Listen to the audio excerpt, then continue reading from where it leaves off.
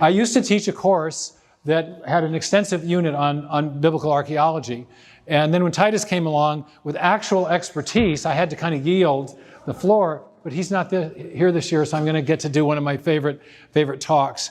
This is also a talk that was part of a unit we did last summer at Cambridge in our Cosmos and Creator seminar.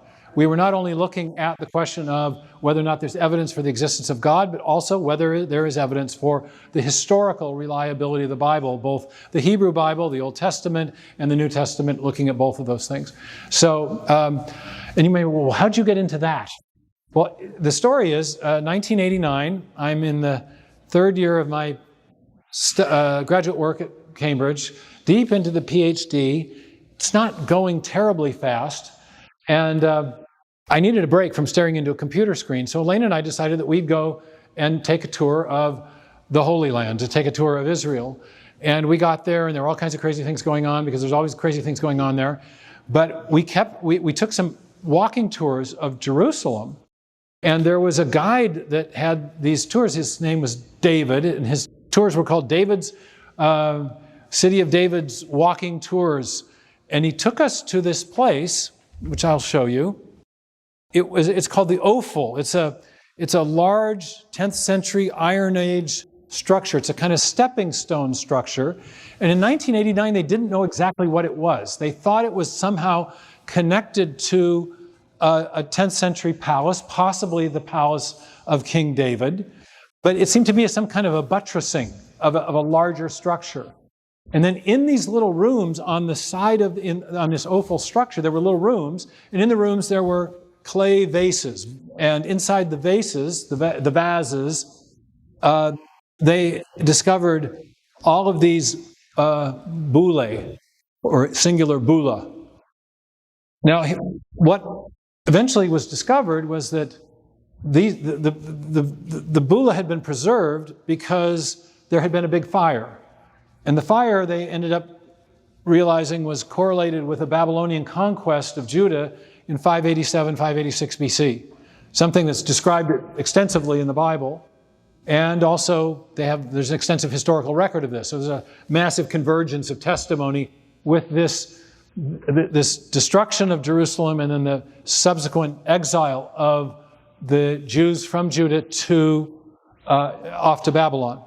Now, it turns out that this was the second great exile and the second great invasion of what was originally the kingdom of King David.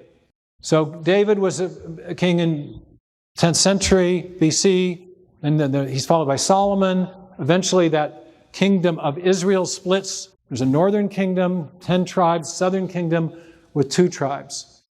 In 722 BC, the Assyrians came, conquered the northern tribes, the northern 10 tribes, took them into captivity. And that's a very well-attested event. And then in 701, they came to try to conquer the remaining 2 tribes of Judah under an Assyrian king named, anyone? Sennacherib, okay? Arvel just told me that he named his dog Ashurbanipal. So, you know, we have some Assyrian aficionados here in the audience today, which is very cool. All right, so that's very interesting. So anyway, I'm at this, I know nothing about this really. I know a lot about intelligent design. I'm working on a PhD thesis on this, but I was just fascinated with this history. And when we got to we're taking these walking tours, and our guide, who had an accent, I won't try to mimic it, but it was a heavy New York accent, and I kind of associated it with academic atheism. And he says, so get out your Bibles, you know? And he wants us to read our Bibles, and he starts to read the 36th chapter of the book of Jeremiah, and he starts listing all these figures. And my main man in this, the first person I heard about, whose existence was corroborated by one of these archaeological finds, was an obscure scribe in the court of King Jehoiakim, one of the kings before the Jews were taken into captivity to Babylon. And his name, the obscure little official, was named Gemariah ben Shaphan. If you read that fairly obscure chapter in the Bible, you may remember that he's the guy that fished the scroll of Jeremiah out of the fire pot after the king who read Jeremiah's message and warning threw it into the fire pot because he didn't like it. And Ben Shaphan said, no, you can't, that's the word of God, and he fishes it out. Well, lo and behold, the guide reads this whole section of the text, and then he shows us, well, the bullae had already been now taken from these vases where they were discovered and taken to the Israel Museum in Jerusalem, but he showed us the pictures of the bullae of these different figures. There have been 5 different figures whose existence have been attested by these personal seals. That's what a bullae is. 5 figures from that one chapter in the Bible attested by these bullae and bullae.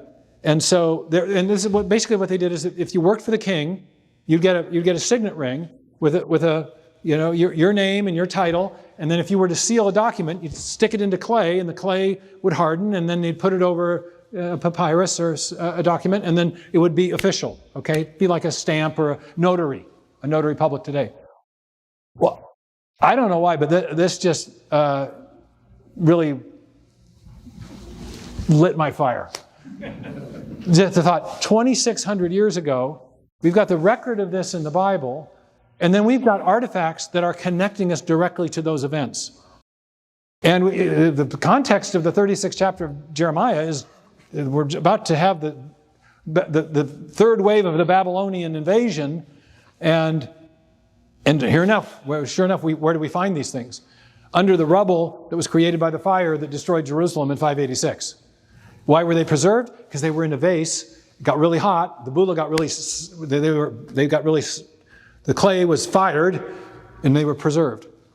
Now, as of now, my son and I collect these books. Now, there's books that are produced by these archaeologists that compile all this stuff. There's over 100 both high-ranking and obscure biblical figures that have been attested by inscriptional evidences, many of them these bullae. Okay, and I'll show you one later. So that's how I got into it. And I just found it fascinating. I remember our guide saying, with his heavy New York accent, he said, "Now, I don't know what you want to make of this from a religious point of view," he said. But he said, "From a strictly scientific point of view, I infer the following." And then he just listed all of the facts that had been discovered by the archaeologists that corroborated different facets of the biblical testimony. So that was a new and exciting thing for me. And so that's what I'm going to share today. But I'm not going to talk about the Babylonian conquest of Judah. I'm going to talk about the previous attempt to conquer Judah by a different Mesopotamian empire, that being the empire of the Assyrians. Okay? So when I give the full lecture, and I did this this summer in Cambridge, I call it a tale of 2 conquests. But in the interest of time, we're only going to do the first of the 2 conquests. Actually, there was a conquest of the 10 tribes. They were taken up by the Assyrians.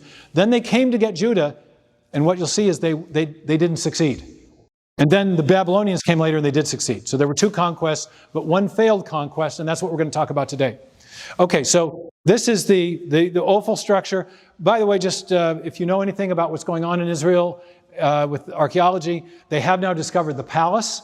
It was discovered by the Israeli archaeologist Eilat Mazar in 2005. One of the ways they know it was the Palace of David was all these bullae. Through different generations, you see that this was an administrative center where you had official documents that were being sealed by people who were working for various Judahite kings. So pretty cool.